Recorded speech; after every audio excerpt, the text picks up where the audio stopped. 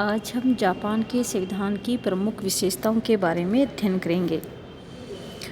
26 जुलाई 1945 की पोस्टम घोषणा पर ही वर्तमान जापान का संविधान आधारित है। नवीन जापानी संविधान इंग्लैंड की भांति एक एकात्मक संविधान है। यहाँ संवैधानिक राजतंत्र तथा संसदीय शासन प्रणाली को अपनाया गया है।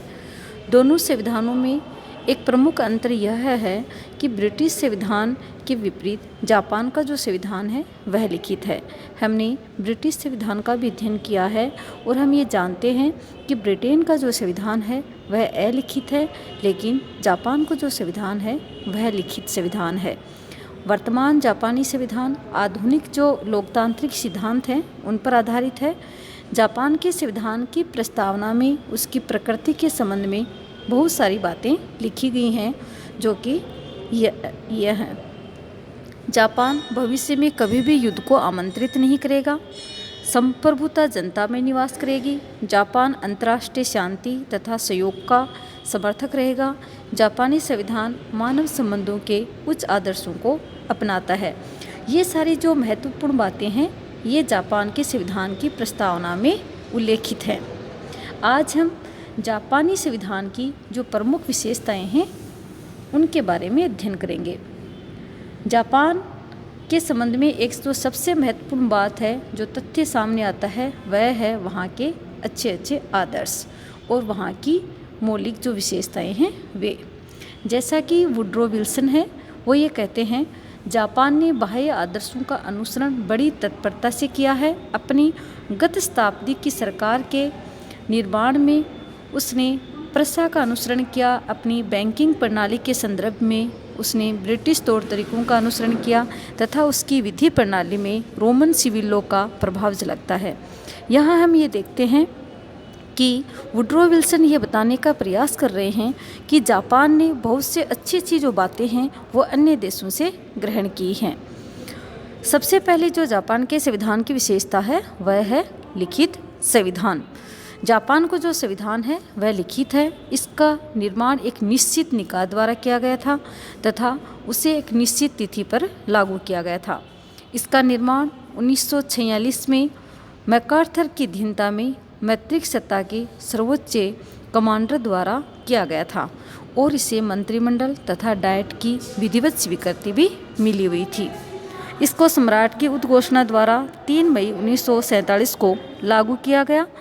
भारतीय तथा अमेरिकी संविधानों के इस संदर्भ में अंतर यह था कि उन संविधानों का निर्माण एक विशेष संविधान निर्मात्री सभा द्वारा हुआ था, जबकि जापान संविधान के निर्माण के लिए ऐसी किसी विशेष सभा का गठन नहीं किया गया था। ब्रिटिश संविधान की भांति जापान संविधान है वह अलिखित एवं विकसित नहीं है, बल्कि लिखित है। ये परंपराओं और अभिसमय पर भी आधारित नहीं है। तो हम ये कह सकते हैं कि जापान का जो संविधान है वह लिखित संविधान है। अगली जो विशेषता है वह है लौकिक प्रभुसत्ता। आलोचकों के अनुसार जापान का नया संविधान जनरल मैकार्थर की देखरेख में तैयार किया गया था और इसे जापानी लोगों पर बलपूर्वक थोपा गया संविधान कहा जाता है। लेकिन अगर हम बात करें यथार्थ की तो ऐसा नहीं है। वस्तुतः जापान का संविधान अमेरिकी या भारतीय संविधान की भांति ही जन संप्रभुता पर आधारित संविधान है। तो हम ये नहीं कह सकते कि जापान का जो संविधान है ये वहाँ की जनता पर थोपा गया संविधान है। जापान में राज सत्ता का जो स्रोत है वहाँ की जनता है और सम्राट के पास कोई विशेष शक्तियाँ नहीं हैं। कहने का अभिप्राय ये हुआ कि वहाँ का जो सम्राट है वह निरंकुश नहीं हो सकता, क्योंकि अधिकांश जो शक्ति है वो जनता में निहित है। जापान के संविधान की प्रस्तावना में ये स्पष्ट उल्लेख किया गया है कि हम जापान के नागरिक राष्ट्रीय डाइट में निर्वाचित अपने प्रतिनिधियों के द्वारा कार्य करते हुए ये घोषणा करते हैं कि प्रभु सत्ता शक्ति जनता के हाथों में है और हम इस संविधान को स्थापित करते हैं।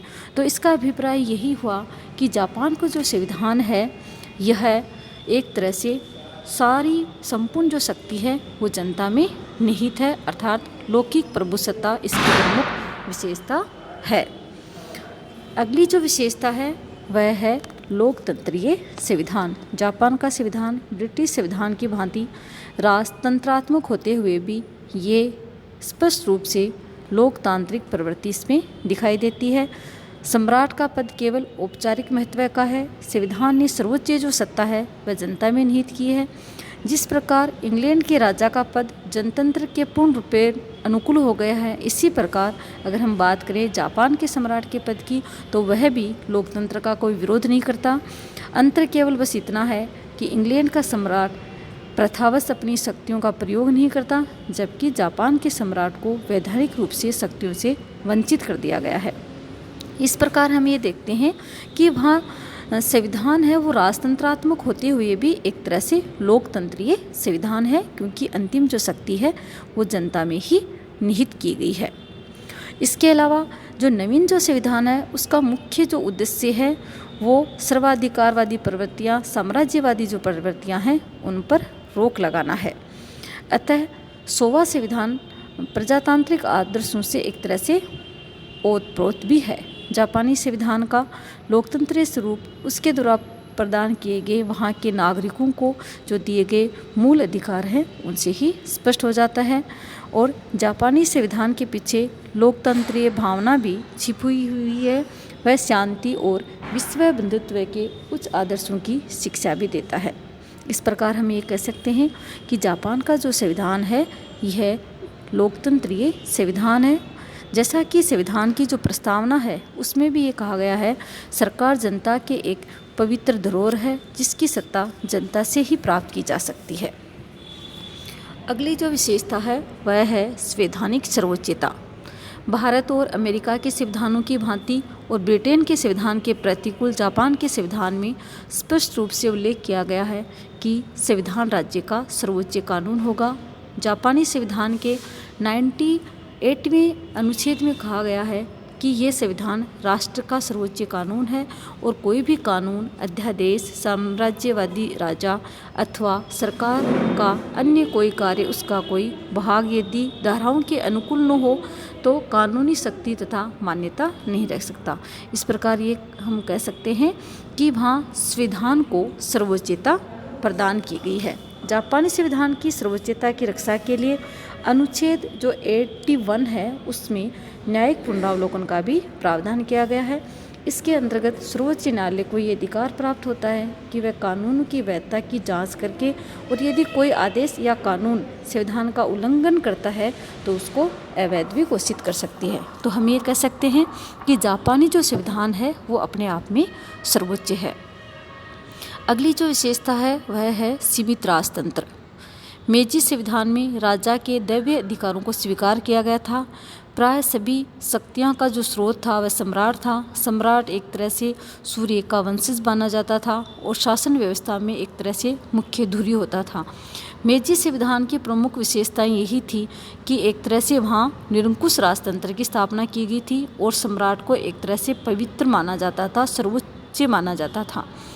जापान का जो नवीन संविधान है उसमें सम्राट की जो शक्तियां हैं उनका पूर्ण रूप से अंत कर दिया गया है। तो हम ये कह सकते हैं कि वर्तमान जो जापानी संविधान है उसमें सम्राट की जो शक्तियां हैं वो बिल्कुल नगण्य मात्र हैं, उनको ख़त्म कर दिया गया है। तो एक तरह से वहाँ राजतंत्रात्मक शक्ति नहीं है बल्कि एक तरह से वहाँ लोकतंत्र है। इसके पश्चात जापान में निरंकुश राजतंत्र का सदा के लिए एक तरह से अंत हो गया है। जैसा कि अगर हम बात करें अनुच्छेद 1 के अनुसार सम्राट राज्य तथा जनता की एकता का प्रतीक होगा और उसकी इस स्थिति का स्रोत जनता की इच्छा होगी जिसके पास सार्वभौमिक शक्ति होगी। तो हम ये कह सकते हैं कि जो मेजी संविधान जो कि राजा को अथाह शक्तियाँ प्रदान करता था, आज वो सारी शक्तियाँ हैं वो ख़त्म कर दी गई हैं और वहाँ एक तरह से सीमित राजतंत्र है। अगली जो विशेषता है वह है युद्ध का परित्याग। वर्तमान संविधान ने जापान को युद्ध करने के सर्वोच्च अधिकार से वंचित कर दिया है। संसार के अन्य किसी भी देश के संविधान में युद्ध की बात का समावेश नहीं किया गया है जैसा कि जापानी संविधान में किया गया है। युद्ध त्याग के उच्च आदर्श का समावेश संविधान की प्रस्तावना में ही किया गया है।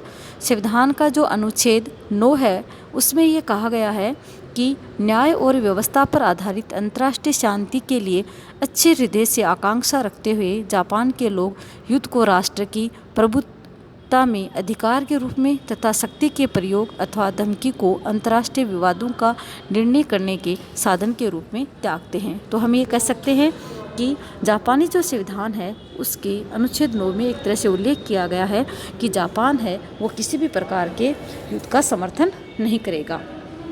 अगली जो विशेषता है वह है वहाँ की संसदीय शासन प्रणाली। जापान में ब्रिटिश आदर्श पर आधारित संसदीय शासन प्रणाली को अपनाया गया है। वहाँ संसदीय सरकार की सभी विशेषताएं पाई जाती हैं, जैसे राज्य का अध्यक्ष संवैधानिक प्रधान होता है, वास्तविक शक्ति है वो मंत्रिमंडल में निहित होती है, कार्यपालिका और व्यवस्थापिका में आपस में सामंजस्य होता है, शक्तियों का पृथक्करण न होकर के एकीकरण। ये सारी जो शक्तियाँ हैं वे संसदीय शासन प्रणाली की विशेषताएं हैं, जो कि जापानी संविधान की भी विशेषताएं हैं। अगली जो विशेषता है वह है कठोर संविधान। लिखित संविधान आमतौर से कठोर होते हैं तथा कार्यपालिका तथा विधायिका उनमें मनमाना परिवर्तन नहीं कर सकती, और यही विशेषता जापानी संविधान की है, क्योंकि जापानी संविधान भी अपने आप में लिखित संविधान है और संविधान की शक्ति डाइट तथा जनता में बटी हुई है।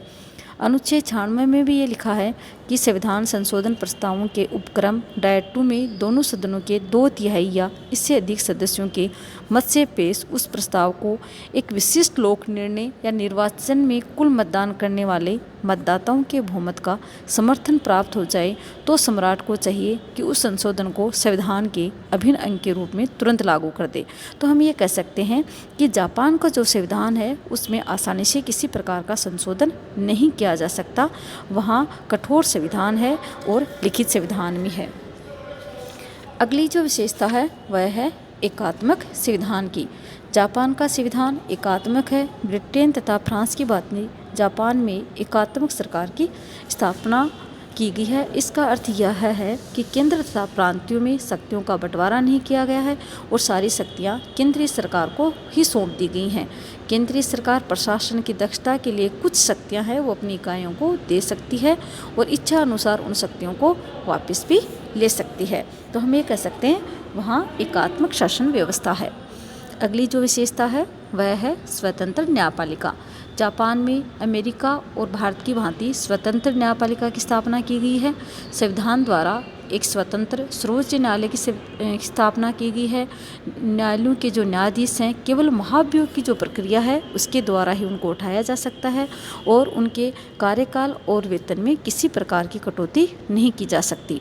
कार्यपालिका को किसी अंग अथवा उसको ख़त्म करने की अंतिम शक्ति नहीं सौंपी गई है। तो हम ये कह सकते हैं कि वहाँ स्वतंत्र न्यायपालिका है और इसके साथ साथ वहाँ की न्यायपालिका है वो सर्वोच्च भी है।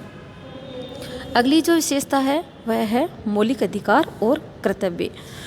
जापानी जो संविधान है उसके अनुच्छेद हैं 10 से 40 तक के जो अनुच्छेद हैं और जो अध्याय 3 है उसमें जापान के नागरिकों के अधिकार और उनके कर्तव्यों का वर्णन किया गया है। संविधान द्वारा प्रदत्त अधिकारों की सूची काफ़ी लंबी है, जिसमें हम ये कह सकते हैं भाषा, अभिव्यक्ति, गैर कानूनी बंदीकरण से मुक्ति, शिक्षा का अधिकार, धार्मिक स्वतंत्रता का अधिकार, ये सारे जो अधिकार हैं वो वहाँ के निवासियों को दिए गए हैं।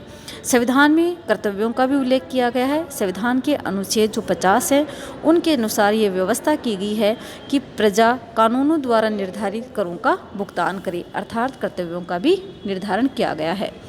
अगली जो विशेषता है वह है द्विसदनात्मक व्यवस्थापिका। जिस प्रकार भारत, अमेरिका और ब्रिटेन में द्विसदनीय व्यवस्थापिका है वैसे ही जापान में भी द्विसदनीय व्यवस्थापिका है। इसके 2 सदन हैं, प्रतिनिधि सदन तथा सभासद सदन। इनसे मिलकर के वहाँ की व्यवस्थापिका का गठन किया गया है। प्रतिनिधि सदन जनता का प्रत्येक प्रतिनिधित्व करता है और वर्तमान में इसमें 480 सदस्य हैं और ये 4 वर्ष के लिए निर्वाचित किए जाते हैं। इनमें से 300 सदस्य एकल निर्वाचन क्षेत्रों के लिए चुने जाते हैं और 180 सदस्य 11 पृथक निर्वाचन ब्लॉकों से दलीय सूची के आधार पर चुने जाते हैं। इसके अलावा जो सभासद सदन है उसकी सदस्य संख्या 242 है और ये 6 वर्ष के लिए निर्वाचित किए जाते हैं। अगली जो विशेषता है वह है स्थानीय स्वशासन। जापान में एक तरह से वैसे तो एकात्मक शासन व्यवस्था को अपनाया गया है, लेकिन इसके साथ साथ स्थानीय स्वशासन सिद्धांत को भी स्वीकार किया गया है। मेजी संविधान में केंद्रीयकरण की मात्रा बहुत अधिक थी, परंतु नए संविधान में पर्याप्त मात्रा में विकेंद्रीकरण के सिद्धांत को भी अपनाया गया है। तो हम ये कह सकते हैं कि जापानी संविधान है वह लिखित है, वहाँ का संविधान सर्वोच्च है, वहाँ सर्वोच्च और स्वतंत्र न्यायपालिका है, द्विसदनात्मक व्यवस्थापिका है, वहाँ के नागरिकों को मूल अधिकार और मूल कर्तव्य प्रदान किए गए हैं। और जापान है वह अपने संविधान में लिखित रूप से ये प्रावधान करता है कि वह समस्त प्रकार के युद्धों का परित्याग करता है। तो हम ये कह सकते हैं कि जापान का संविधान अपने आप में एक अनूठा संविधान है।